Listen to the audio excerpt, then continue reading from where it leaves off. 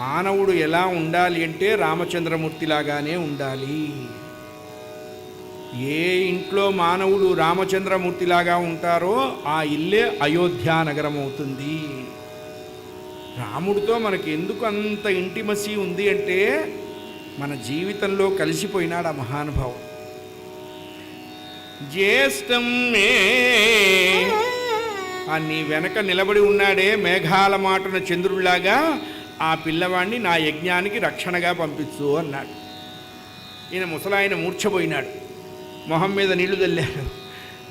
ఎందుకురా మూర్ఛపోయినావు, అసలు ప్రాణం పోవాల్సింది ఇంకా మూర్ఛపోయినా అంతే, మీరేమనుకోవద్దు, నా పిల్లాన్ని పంపించను అన్నాడు.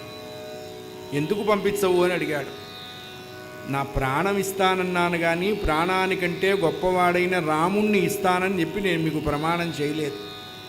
రాముడు ఉంటేనే శివం, రాముడు వెళ్ళిపోతే శవం, అంతే కదండి. ఇంత శరీరానికి అలంకారం అహంకారం ఇంకెక్కడుంది? అక్కడెక్కడో మినుకు మినుకు మినుకు అంటుండో దీపం, అది లోపల ఉండబట్టి దీనికి దండలు దండాలు సంస్కారాలు.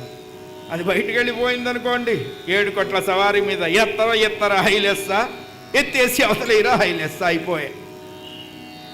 భగవంతుడు ఉంటేనే ఈ కట్టెకు వెలుగు, వాడు తప్పుకుంటే ఏమీ లేదు. అయ్యా ఏమనుకోవద్దు అన్నారు. ఒళ్ళు మండిపోయింది విశ్వామిత్రుడికి. అంతే కదా మరి, ముందర ఇస్తాను తర్వాత ఆ ఒక్కటి అడక్కంటే ఎట్లా?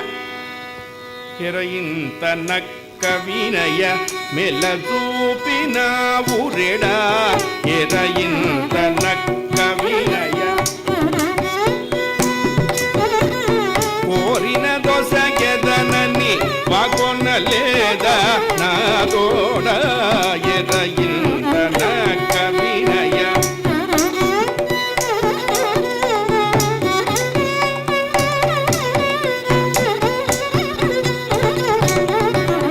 భయము నీ సుదుపై గవాలనిచ్చదని చాలా తెలిసి నీ యోగ్యత తాను పోయి వచ్చేదనిక. ఏరా అన్నట్టండి. అండి అనొచ్చా? ఆయన చక్రవర్తి, ఈయన ఒక ముని.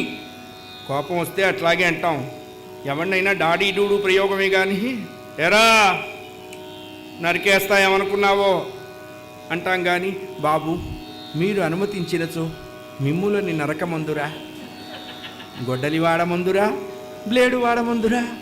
ఈ డైలాగ్ ఉన్నప్పుడు డైరెక్ట్ డైలాగ్లే. కోపం వస్తే అందరికీ ఏకాక్షర ప్రయోగమే. ఏరా అన్నట్టండి విశ్వామిత్రుడు దశరథుణ్ణి పట్టుకొని. అబద్ధమాడేవాడిని చూస్తే మహాపాపం వస్తుంది అన్నారు, అంతే.